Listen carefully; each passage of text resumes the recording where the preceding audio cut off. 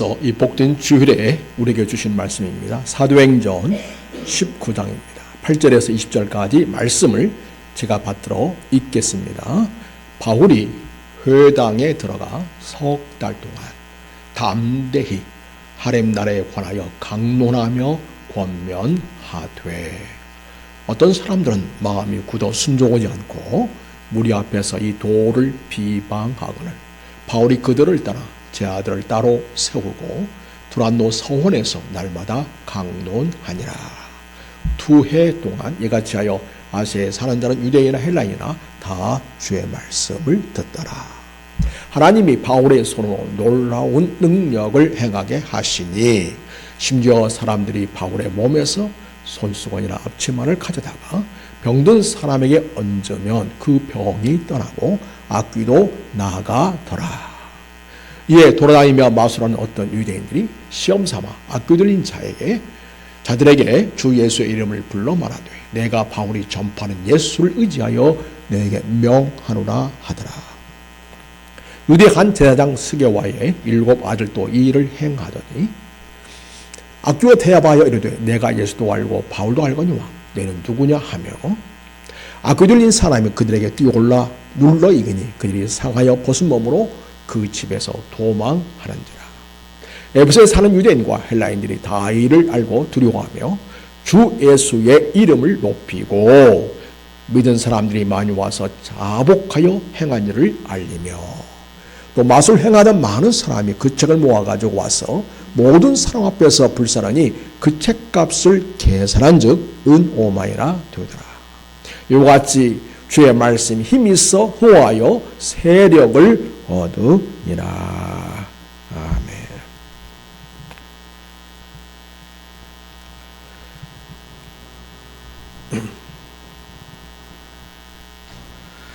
사랑하는 성도 여러분, 우리가 예수님을 믿게 되면 우리 마음속에 갑자기 다른 사람에 대해서 엄마의 마음 혹은 아빠의 마음을 우리 마음속에 갖게 됩니다. 근데 그 마음은 하나님께서 주신 마음입니다. 그러니까 하나님의 마음이 성령을 통해서 내게 주어지게 됩니다. 여러분, 엄마 아빠는 사랑하는 자식들에 대해서 늘 기도하고 그들을 축복하고 또 그들의 삶에 대해서 깊은 관심을 갖게 됩니다. 예수 믿는 사람들은 단지 내 자식에 대해서만 그런 마음을 갖는 것이 아니고 나와 피 한 방울 안 섞인 사람일지라도 내 주변에 가까이 지내고 있는 사람들에 대해서, 그들의 영혼에 대해서 엄마의 마음, 아빠의 마음을 갖게 되는데, 이런 마음이죠. 그들이 예수를 만나면 얼마나 좋을까? 그들이 예수님을 믿고 산다면 얼마나 좋을까? 죄의 짐을 벗게 되고 자유하게 되고 영원한 생명을 갖게 되고 주님이 주시는 은혜와 기쁨과 감사와 생명을 풍성히 누리게 될 터인데, 그런 안타까운 마음을 가지게 됩니다. 우리 사랑하는 성도님들 다 이런 주의 마음을 가지고 있지요? 그것은 내가 갖고 싶어서가 아니라 내가 예수를 믿게 되면 자연스럽게 영혼에 대한 관심을 갖게 되고, 그리고 그 영혼에 대한 관심은 애타는 심정, 간절한 심정, 정말 주님 안에서 잘 그 영혼이 됐으면 좋겠다, 그런 복된 마음, 어미의 심정, 아비의 심정을 갖게 됩니다. 그래서일까요? 바울 사도는 그런 마음으로 지금까지 복음을 전했는데 그 복음을 받은 자들이 안전할까? 믿음이 사그러들지 않고 잘 자라고 있을까? 다시금 그들에게 영적 양식을 공급해 주어서 그들이 생명 양식을 풍성히 공급받고 또 잘 자라게 해야지. 이런 심정으로 바울 사도는 영혼들을 돌보는 일에 기쁨을 가졌습니다. 바울 사도를 보면 지치지 않는 사랑 같아요. 그것은 마치 부모가 자식에 대해서 지치지 않는 마음 가지고 끊임없이 돌보고 가심 갖고 피를 공급해주고 배려하는 그런 마음 말입니다. 그래서 바울은요, 이전에 복음 전했던 그런 지역으로 사실 그 당시에는 교통이 발달되지 않고 또 교통수단이 별로 없지 않습니까? 그럼에도 불구하고 그 먼 지역까지 구석구석 가서 다시 복음을 전하고 또 복음 받은 영혼들을 돌아보고 돌아오고 또 돌아오고 그런 모습을 보여줍니다. 여러분 1절도 보면 그런 모습들을 우리가 알 수 있죠. 오늘 제가 읽진 않았지만 지난주에 본 말씀 중에 아볼로가 고린도에 있을 때 바울이 유치반에 다녀 에베소에 와서 어떤 제아들을 만나 그런 표현인데 유치반으로 다녀왔다. 바울이 유치방에 다녀와서 지금 에베소에 와 있다. 그러니까 이전에 복음 전했던 위의 지방 부르기아와 갈라디아 지방으로 가가지고 그 영혼들을 하나하나 다 살피고 그 교육 공동체를 격려하고 믿음으로 굳건하게 세우고 이런 일을 했음을 보게 됩니다. 여러분 오늘 우리 본문 읽은 본문 그 다음에 보면요 또 이렇게 봅니다. 21절 보면 이 일이 있은 후에 바울이 마게도냐와 아가를 거쳐서 예루살렘을 가기로 작정하였다. 여기도 보면 아직 가지 않았지만 마게도냐 아가를 거쳐서 예루살렘에 가기로 작정하는 이 모습 보면 마게도냐 지역의 많은 교회들, 성도들, 아가야 지역의 많은 교회와 성도들을 돌보고자 하는 그들을 살피고자 하는 마음이 얼마나 간절한지 이 표현을 통해서 우리가 알 수가 있겠습니다. 또 2장을 보면요 우리가 읽은 그 본문 다음에 20장이잖아요 20장의 1절과 2절을 보면 이렇게 되어 있습니다. 소요가 그쯤에 바울은 제자들을 불러 권한 후에 작별하고 떠나 마게도냐로 가냐. 금방 마게도냐로 다녀왔잖아요. 또 마게도냐로 가고 있는 걸 보게 돼요. 그러니까 어떤 한 사람을 구원하고 복음을 전하고 예수를 믿게 됐는데 그냥 알아서 잘 믿겠지 놔두는 것이 아니고 방치한 것이 아니고 계속해서 어미의 심정으로 돌보고 또 돌보고 살피고 또 살피고 하는 걸 보게 돼요. 엄마들이 그러잖아요. 어린아이일 때 그 두 아이 이미 봤잖아요. 또 들여다보고 물론 좋아서 들여다보지만 아이가 별 이상이 없는지 그래서 아이의 피부를 알지 아이가 눈은 변이를 알지 이거 다 자세히 보지 않습니까? 별 이상이 없는지 그런 것처럼 이 어미의 심정 아비의 심정을 가진 그리스도인은요 영혼들의 관심을 갖게 되고 그 영혼들이 어떤 상태에 있는지에 대해서 깊은 애정과 관심을 가지고 다 살펴보는 것을 즐거워합니다. 또 20장 그 2절 보면 그 집안으로 다녀가며 여러 말로 제자들이 권하고 헬라에 이르렀다. 그래서 헬라는 이제 그리스 지역을 말하는 거예요. 그러니까 이전에 가서 복음 전했던 그곳을 다시 또 가본 걸 보게 돼요. 사랑하는 성도 여러분, 어떻게 바울은 이렇게 가서 보고 또 보고 했을까요? 쉽게 말해서 보고 싶은 거죠. 잘 있나? 믿음이 잘 자라고 있나? 별 어려움은 없는지? 그들의 영적 문제는 없는지? 그들이 당면한 삶의 문제는 없는지? 어쩌든지 그들이 주님 안에서 믿음이 성장할 수 있도록 돌보고 보살피고 또 필요한 것을 채워주고 영적 양식을 공급해주고 그렇게 하고자 하는 열망으로 이렇게 다녀가고 또 다녀가고 돌아보고 또 돌아보는 이 바울의 모습을 보게 됩니다. 왜 그랬을까요, 여러분? 영혼이 천하보다 귀하니까. 저 하나보다 한 영혼 더 귀하다는 거죠. 이게 주님의 마음이에요. 그러니까 이 한 영혼 세상에 잃어버리지 않게 하려고, 세상에 벌어지지 않게 하려고 주님 앞에 온전히 굳건하게 세우려는 영적인 간절한 사랑과 열망을 가지고 돌보는 모습을 보게 됩니다. 그래서 그들의 믿음을 굳건하게 세워주려고 하는 이 바울의 간절한 마음을 우리가 볼 수가 있겠습니다. 또 바울은 이렇게 부지런히 또 돌아보는 것은요, 무엇보다도 주님께 기쁨 되기 원해서였지요. 주님께 기쁨 되기 원해서. 우리가 믿음이 성장하고 예쁘게 자라면 우리 주님이 기뻐하십니다. 사랑하는 여러분, 주님이 보실 때 여러분을 바라보시면서 주님이 기뻐하실 수 있기를 바랍니다. 우리 총알 성도님, 주님 보시면 참 기뻐하실 것 같아요. 어쩜 이렇게 예배를 잘 드리니? 그러시면서 어쩜 말씀 들을 때 집중해서 정말 그렇게 잘 듣니?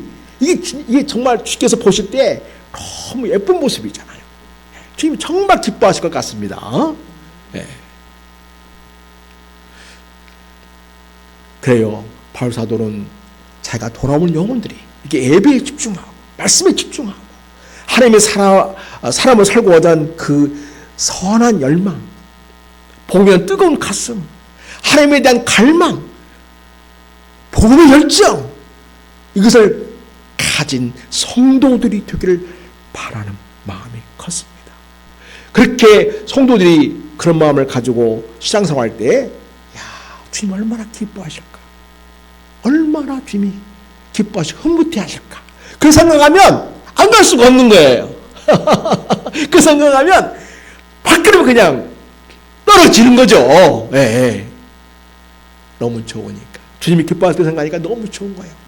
사랑하는 성도 여러분, 우리에게도 바울이 가졌던 정말 주님께서 기뻐하실 그 모습을 우리가 떠올리면서 영혼들에게로 여러분 다가갈 수 있기를 축복합니다.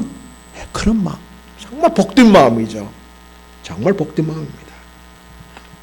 사랑하는 여러분, 오늘 본문 말씀 보면은 복음을 듣고 마술하는 사람들이 책을 다 불에 던집니다. 세상에나 그 귀한 책들을. 근데 왜 그들이 기꺼이 책을 던졌을까요?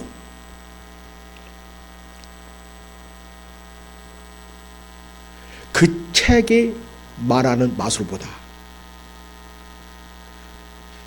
진정한 우리 인생의 책이신, 그냥 우리의 진정한 진리와 생명이신 예수 그리스도가 가장 귀하니까 그들은 마술을 포기할 수 있었습니다. 불터진 두루마리가 얼마 정도 든다겠어요? 약 5만 드라크마다 그랬어요. 지금 잠깐 나눴지만 이 드라크마는 하루 일당이에요. 일당. 그러면 보통 남자가 진짜 아무런 기술이 없어도 요즘 10만 원 받죠. 좀 기술 있으면 20만 원, 25만 원, 30만 원. 요즘에 작업 반장들은요 35만 원 받습니다. 그거 곱하기 5만 드랍, 5만 하면 얼마 들까요? 15억 이상이 드는 거죠. 여러분, 책이 15억쯤은 도대체 얼마나 드는 걸까요? 어마어마하잖아요. 그리고 지금은 너무 인쇄 기술이 발달해가지고 책 얇잖아요. 그 당시에는 양피지나 파피스라는 곳에 그 종이에 썼어요. 그러니까 덩치가 커요. 엄청 커요. 그래서 두루마리. 여러분, 두루마리 휴지 있죠? 그런 것처럼 두루 말 수 있는 거예요. 이렇게. 예. 그래서 양피지나 각종 가죽에다가 글을 쓰거나 아니면 귀한 걸 쓸수록 더 좋은 재료를 썼겠죠. 비싼 거. 이게 마술은 그 당시에 최고의 사람들이 선망하던 직업이었거든요. 왜냐하면 이게 평생 밥벌이가 되니까요. 그래서 아무나 또 알려주는 마술이 아니었어요. 다 그것도 계보가 있어가지고 꼭 필요한 사람에게만 그 책을 팔았습니다. 그것도 아주 비싼 값을. 1억 원 이상이 됐다고 해요. 요즘 가치로 하면. 왜 그들은 이 비싼 마술책을 기꺼이 불에 던질 수 있었을까? 그 마술책과 마술 기술과는 비교할 수 없는 가치가 예수님에게 있다는 것을 알게 됐으니까요. 예수 믿고 나니까 사실 마술하는 것이 그렇지 않습니까? 손 잔재주 가지고 우리 눈이 어떻게 손 놀림을 했는지 알아챌 수 없을 정도로 그렇게 빠르게 정확하게 다 계획해가지고 짜가지고 사람들이 와 놀랍다 그렇게 탄성을 내지르도록 그렇게 현란한 그 모습 기술 손놀림을 보여주지 않습니까? 이걸 그냥 일상적인 용어로 하면 속임수죠. 좋게 말하면 손재주 기술이고요.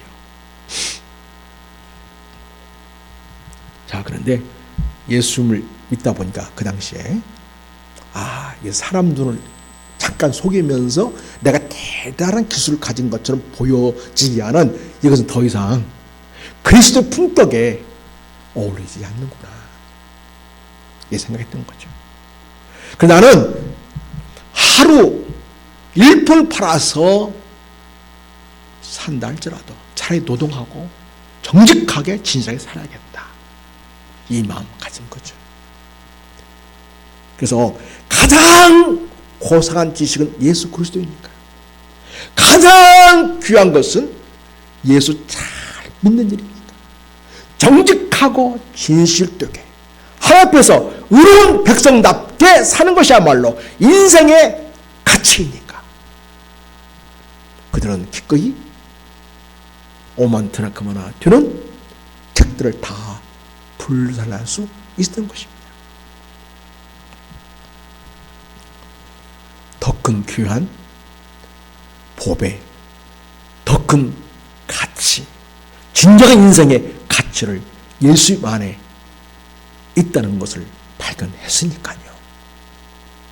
사랑하는 여러분, 우리 인생의 최고의 가치는 예수 그리스도이십니다. 아멘. 우리 같이 합니다. 따라서 합니다. 내 인생의 가장 위대한 최고의 가치는 예수 그리스도이십니다. 아멘. 그래서 그들은 예수 그리스도를 믿는데 방해되거나 예수 그리스도를 믿는 사람답지 않은 그 어떤 것도 기꺼이 내버리기로 작정한 것이었습니다. 여러분, 그리고 오늘 우리가 읽은 본문 뒤에 보면요, 에베소에 엄청난 소동이 일어납니다. 그 사람들은 이 아데미 여신을 믿는 사람들이었어요. 그런데 바울이 복음을 전하니까 그게 바로 우상이잖아요. 예수 믿는 사람들이 우상을 섬겨요, 안 섬겨요? 우상을 당장 끊잖아요. 근데 우상을 끊으면 누가 손해보기 시작할까요? 그 우상을 만드는 사람들, 그죠? 네. 당장 자기들 생계에 위협이 되는 거예요.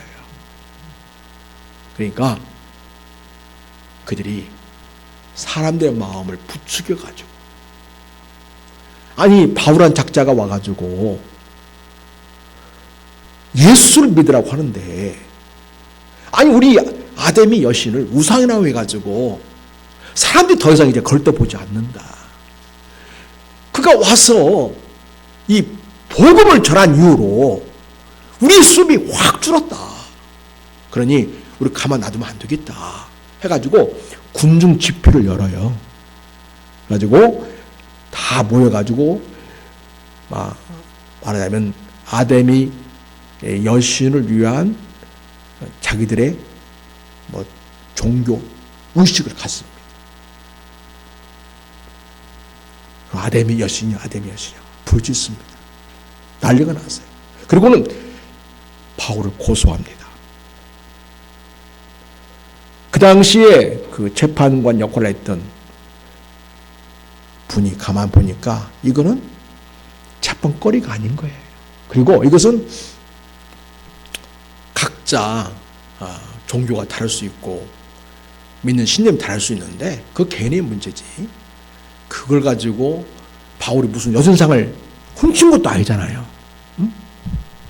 독재한 것도 아니고 사기친 것도 아니고 그냥 복음을 전할 뿐이니까 여러분 이거는 내가 보니까 무슨 사기죄로 절도죄로 뭐 고소할 일도 아니고 그는 각자 개인의 판단에 맡길 일 같습니다. 그래가지고 막 사람들이 막 소리치고 난리치고 고소하고 막 난리법석인데 여러분 다 돌아가십시오.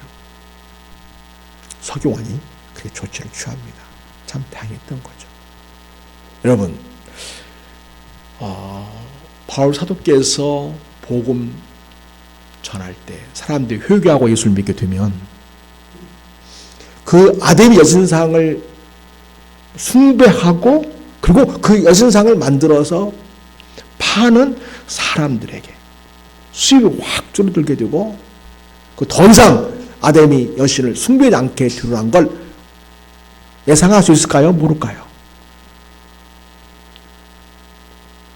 예상할 수 있는 일이지 않습니까? 그런데 왜 이런 소요가 발생하게끔 바울은 복음 전환했을까요?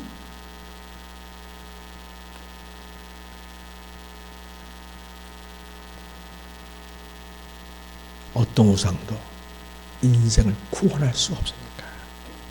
어떤 우상도 인생의 주요 문제를 해결할 수 없으니까요.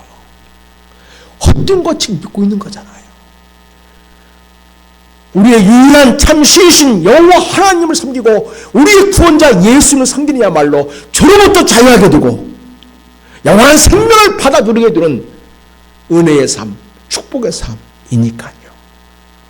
그래서 소동이 일어나고 사람들이 수입이 끊어지면 거기서 분명히 반발하고 자기를 어떻게 해보려고 하는 시도가 있을 것이 예상이 되지만은 그러나 바울은 담대하게 복음을 전했고요. 이 에베소에 엄청난 구원 역사가 있게 된 거였습니다. 여러분 우리가 예수 믿으면 집안에서 우리가 잠시 분란이 있을 수 있지요. 야 너만 왜 교회 다니냐? 갑자기 너 종교가 다르니까 우리 마음이 불편하네? 우린 그런 거 안 믿는데? 그럴 수 있지 않습니까? 그러나 우리가 예수를 포기할 수 없지요? 예수 그리스도만이 내 인생의 진정한 구원자이시고 내 삶의 주인 되시고 하나님을 섬기는 것이야말로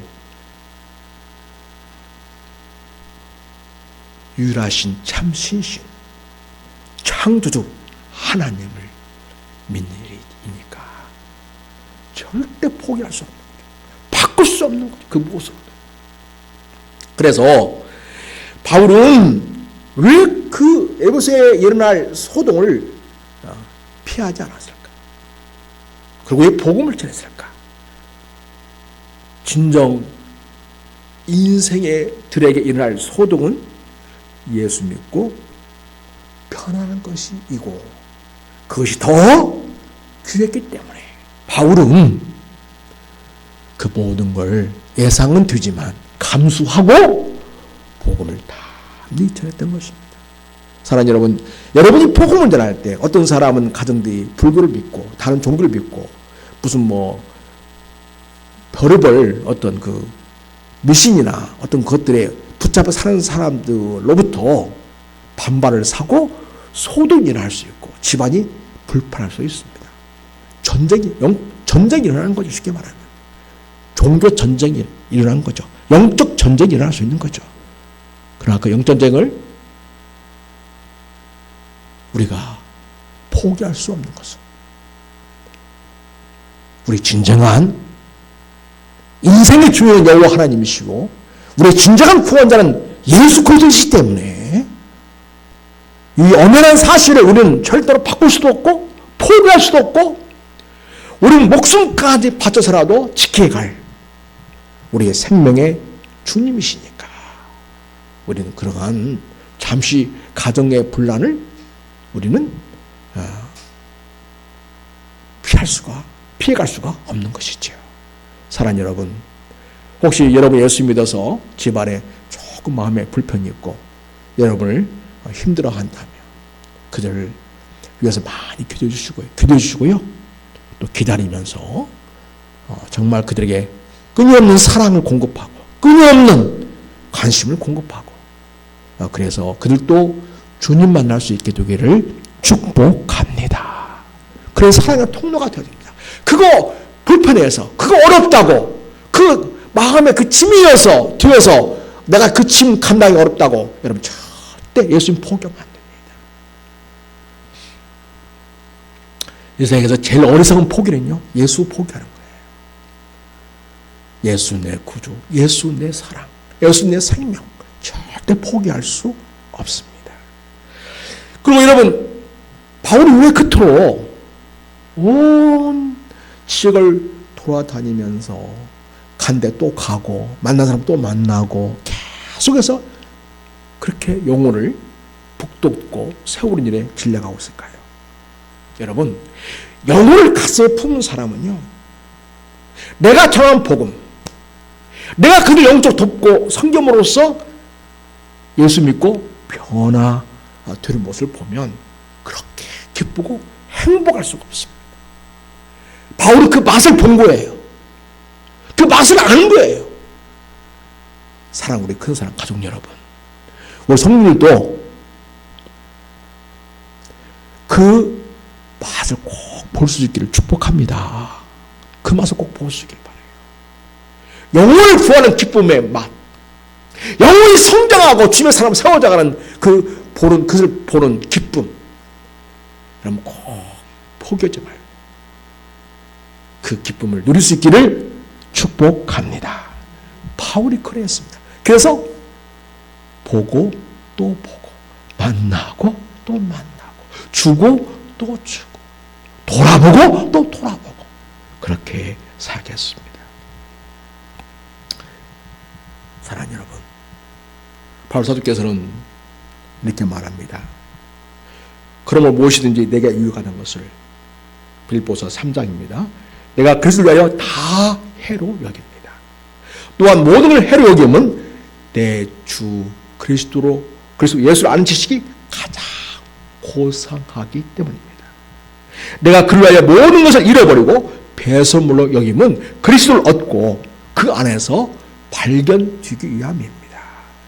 내가 가진 의로움은 율법에 대한 것이 아니고 오직 그리스도를 믿음으로 말미암은 것이니 곧 믿음으로 하나님께로부터 난 거라. 여러분, 우리 예수를 믿으면 하나님 우리를 의인이라고 칭해줘요. 근데 실제로 여러분 자신을 보면 여러분 의인다워요? 근데 하나님 어떻게 여러분을 보신다고요? 의인으로 보신다고요. 어떻게 그렇게 보실 수 있을까요? 하나님 눈 멀었나요? 내 눈 멀었어요. 뭐에 눈 멀었을까요? 우리를 볼 때 하나님은 예수님을 보고 나를 보는 거예요. 예수님을 통해서 나를 보는 거예요. 그 예수님이 어떤 일을 하셨죠? 나를 위해서 십자가에 피 흘려 죽으시기까지 하심으로써 내 모든 죄를 씻어주셨지 않습니까? 그러니까 내가 앞으로 지금 내 모습은 온전치 못한 모습이고 온전히 의롭지 못한 모습이지만은 그러나 그리스도의 보혈로 죄 씻김 받고 그래서 하나님께서 주는 의를 힘입어서 하나님 우리를 볼 때에 너는 의인이다 이렇게 말씀해 주신다는 거죠. 할렐루야. 이게 하나님의 놀라운 사랑이에요. 그래서 내 인생의 최고의 고상한 지식은 누구다? 예수 그리스도이십니다. 그래서 이 세상에 온갖 잡다한 지식은 다 배선물로 여기고 다 내려놓는 것입니다. 여러분, 예수가 자기 인생의 최고의 가치라는 것을 바울은 깨달았고 이 바울이 전한 복음을 들은 마술사들도 바울이 전한 복음을 듣고 내 인생의 최고의 가치는 이제는 마술이 아니라 예수님이라는 것을 알았던 것입니다. 예수님의 가치를 제대로 알게 된 것이었습니다. 그래서 여러분 어떤 결과가 주어졌습니까? 20절에 이와 같이 주의 말씀이 힘이 있어 흥하여 세력을 얻었다. 그래서 에베소에 엄청난 복음의 역사, 구원 역사, 부흥의 역사가 있게 되었습니다. 여러분, 그래서 여러분 인생의 변화는요 하나님 말씀이 들어가야 됩니다.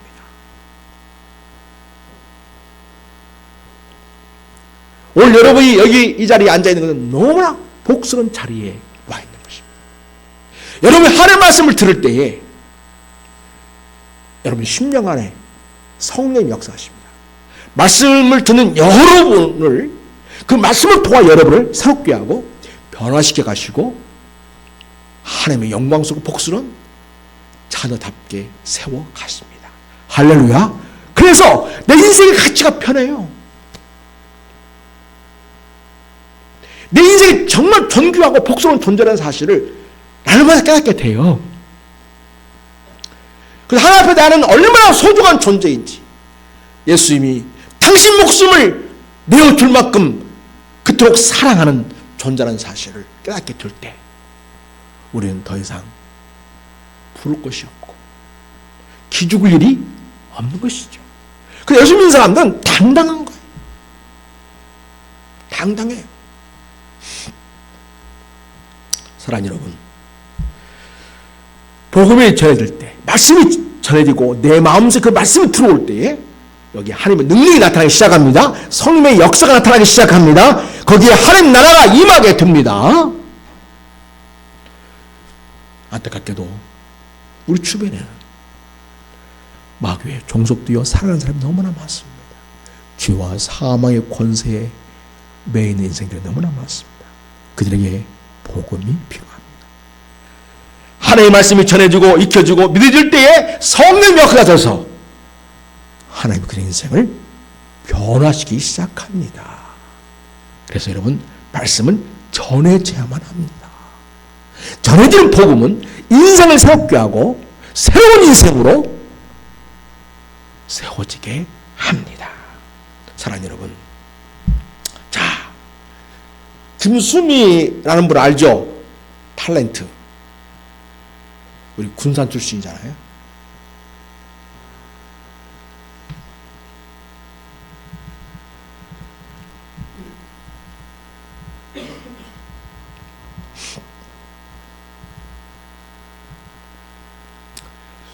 그분이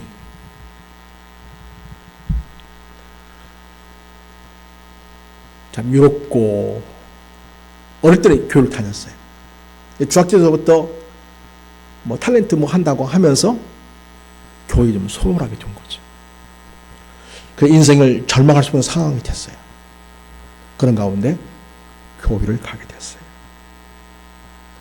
교회를 갔는데 찬송이 하나님의 은혜로 있을 데 없는 자. 이 찬송 같이 부르는데 눈물이 확각 쏟아졌어요.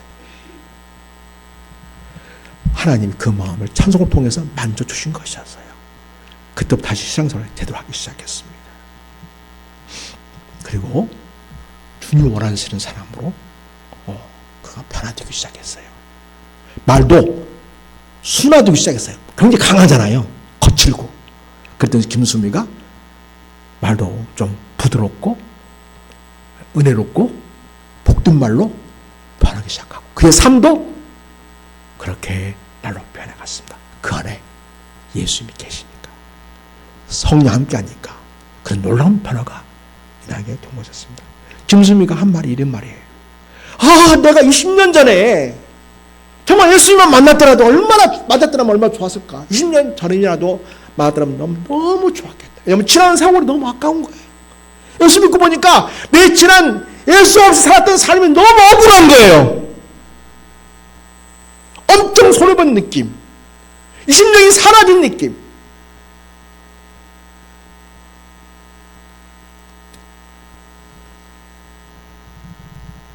네, 안타깝게도 예수 잘 믿다가 또 열심히 그 연예인으로서 살다가 지난 주일에 한라로 가셨습니다. 고혈압이 당뇨가 너무 심했는데 갑자기 쇼크가 와가지고 그렇게 하나로 가게 되었습니다. 많이 안타깝고 아쉽죠. 그런데 그래도 그가 예수님을 새롭게 만났고 인생들을 사랑했고 자기에게 하는 일, 주어진 일 기쁘게 감사하며 잘 감당하며 사실 살다가 가셨기에 하나님께서 사랑하는 딸을 굉장히 환영하면서 환란에서 기쁘게 맞아주시리라 믿습니다. 자, 이제 여러분, 우리가 정말 이 10월 달은 세계인들이 부러워하는 그런 일이 우리 한국에 있지 않았습니까? 한강이라는 소설가가 노벨 문학상을 받았으니까요. 이 한강이라는 사람은 굉장히 자기 주장이 강하죠. 그래서 자기는 애기 안 낳는다고 그랬대요. 나는 애기 안 낳을 거라고. 왜? 애기 괜히 나놓고 이렇게 험한 세상에서 험한 꼴 당하고 이 거친 이 세상을 어떻게 그냥 그렇게 살아가라고 할 수 있냐. 난 그리 차라리 낫지 않겠다. 그랬다는 거죠. 자, 이 사람이 한강이라는 자가 애기 낳을 결심을 하게 됩니다. 어떤 계기였을까요? 영상을 통해서 보도록 하겠습니다. 아들과 저녁 식사를 막 마치고 노벨 문학상 수상 소식을 접한 것으로 알려진 한강 작가. 작가가 24년 전 쓴 자전소설에서 아이를 낳기로 마음을 바꾸게 된 일화라고 밝힌 대목이 재조명되며 화제가 되고 있습니다. 2000년 개간 문학동네에 실린 침묵이라는 자전소설에서 화자인 작가는 결혼한 지 2년이 되어가던 겨울 남편과 아이를 낳는 문제에 대해 이야기를 나눕니다. 작가는 잔혹한 현실을 볼 때면 아이를 낳는 게 부모의 이기적인 선택은 아닌가 고민했다고 했습니다. 이에 남편은 그래도 세상은 살아갈 만도 하잖아라고 되물으며 그렇다면 한번 살아보게 한다 해도 죄 짓는 일은 아니잖아라고 말했습니다. 그 말을 듣고 작가는 하지만 아이가 그런 생각에 이를 때까지의 터널을 어떻게 빠져나올지 모르겠다며 어떻게 그것들을 다시 겪게 하냐는 회의적인 반응을 보였습니다. 그러자 남편은 왜 그렇게만 생각하냐며 잠시 생각에 잠겼다가 이렇게 말했습니다. 여름엔 수박도 달고 봄에는 참외도 있고 목마를 땐 물도 단데 그런 거 다 맛보게 해주고 싶지 않냐면서 빗소리도 듣게 하고 눈 오는 것도 보게 해주고 싶지 않냐는 겁니다. 작가는 느닷없이 웃음이 터져 나온 건 그때였다며 다른 건 몰라도 여름에 수박이 달다는 건 분명한 진실로 느껴졌기 때문이라고 회상했습니다. 설탕처럼 부스러지는 수박을 베어물 때 내가 아무런 불순물 없이 그 순간을 맛보았다는 것만은 부정할 수 없을 것 같았다는 작가. 그러면서 그 수박의 맛이 그날 이후 나의 화두가 되었고 내 단단한 마음에 금을 그어간 균열의 처음이 되었다며 인생의 중요한 일이 아주 사소한 것에서 결정되기 시작한다는 건 알 수 없는 일이라고 썼습니다. 이 대목에서 누리꾼들은 너무 낭만적이라거나 눈물이 날 것 같다는 반응과 함께 삶을 고통으로 인식하던 작가가 남편의 말에 삶에서의 진실한 즐거움을 상기할 수 있게 된 것 같다며 감탄하기도 했습니다. 네, 여기까지 보겠습니다. 이뿐만 아니라 사랑하는 여러분, 아이를 이 세상에 낳게 된다면 그 아이가 얼마나 아름다운 세상을 보게 됩니까? 물론 겪을 일도 많이 있겠죠. 한강이 그렇게 염려했던 것처럼 아름다운 생을 보여주고 싶지 않습니까?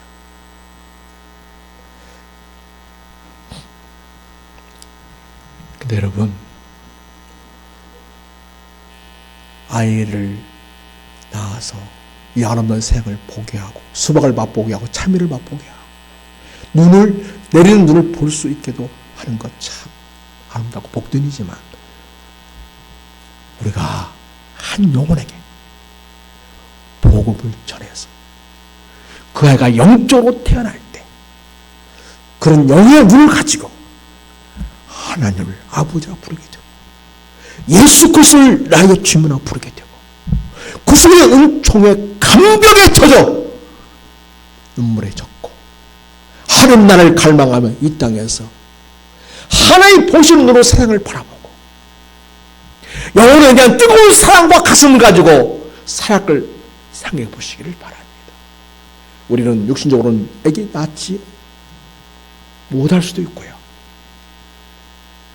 여타 여러 상황에서 우리는 육신적으로는 아이 없을 수도 있습니다.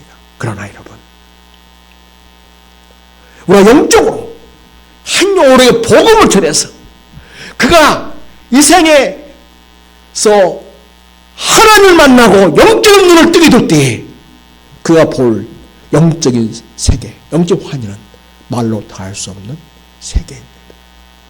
여러분, 한 영혼 한 영혼들에게 그런 아름다운 하나님 나라의 기쁨과 환희와 즐거움과 감동과 생명의 풍성함을 경험하게 하고 싶지 않으십니까?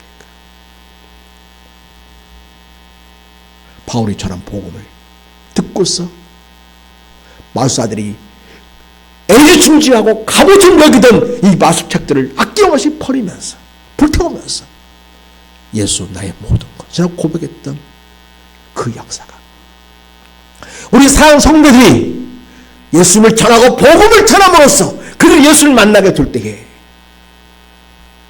이 생에 헛된 것에 가치를 두었던 모든 삶을 내려놓고 오직 예수 그리스도 하나님의 나의 모든 것 되신 분, 예수 내 구주, 예수 내 생명, 예수님은 내 인생의 주님이십니다. 예수님은 나의 모든 것 되십니다.